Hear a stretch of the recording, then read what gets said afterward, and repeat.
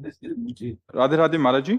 महाराज जी, मैं पिछले 6 महीने से यूट्यूब के माध्यम से आपको सुन रहा हूँ और बहुत मोटिवेशन मिलता है मेरे को। हर रोज मैं नाम जप करने का भी प्रयास करता हूँ। पर महाराज जी, मैं बैंगलोर में आईटी में जॉब करता हूँ। वहाँ मैं 10 से 15 मिनट ही निकाल पाता हूँ और ऐसा भी होता है कभी कभी 15 से 18 घंटे मेरे को काम करना पड़ता है। फिर आके वही विकार, ओवर थिंकिंग, स्ट्रेस आ जाता है महाराज जी। इतना 15 से 18 घंटे तक जब आप काम करते हैं तो उसके बीच में अगर हम एक एक घंटे में एक बार राधा बोले तो क्या घाटा हो जाएगा? 1 घंटे में एक बार राधा बोलने का क्या आपको चांस नहीं मिलता है? मतलब जो स्ट्रेस ओवर थिंकिंग से सोच में नहीं आता भैया, उसी को बचाने के लिए मैं बोल रहा हूं, उसी को बचाने के लिए बोल रहा हूं। अगर आप 10 मिनट में एक बार राधा बोलना शुरू कर दें, 10 मिनट में एक बार, फिर आप इसका चमत्कार देखें। एक बार कृष्ण बोले 10 मिनट में, एक बार राम बोले, राम कृष्ण हरि जो भगवान नाम, ये चिदानंद नाम है। इसकी महिमा को आप ऐसे नहीं समझ पाएंगे। ये जो आज हमारा समाज डिप्रेशन में पहुंच रहा है, ये जो आप अंग्रेजी का शब्द बोल रहे हैं ओवर थिंकिंग में पहुंच रहा है, हमारे ओवर थिंकिंग से कोई समझ जाएगा क्या? फिर कर्तव्य का पालन करते हुए, संतोष को धारण करते हुए खूब धर्म पूर्वक चलो। सोचने की क्या जरूरत है?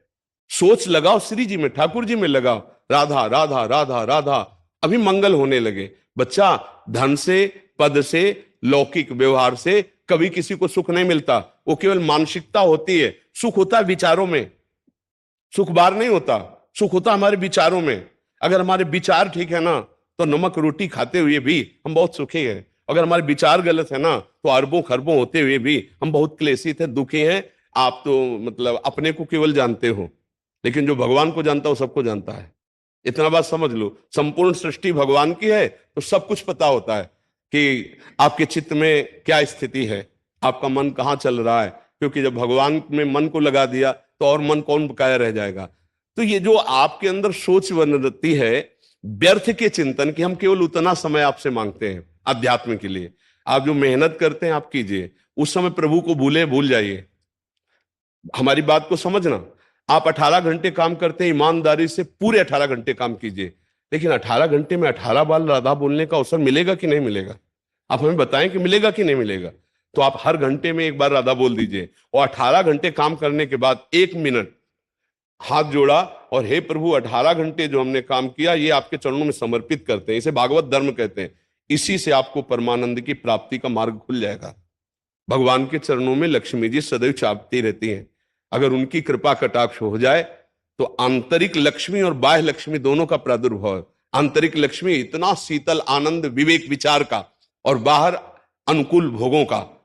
ई परलोक सकल सुख पावत मेरे सो भैया कृष्ण गुण संचो। तो इसलिए हमारे विचार करने से केवल क्या हो जाएगा?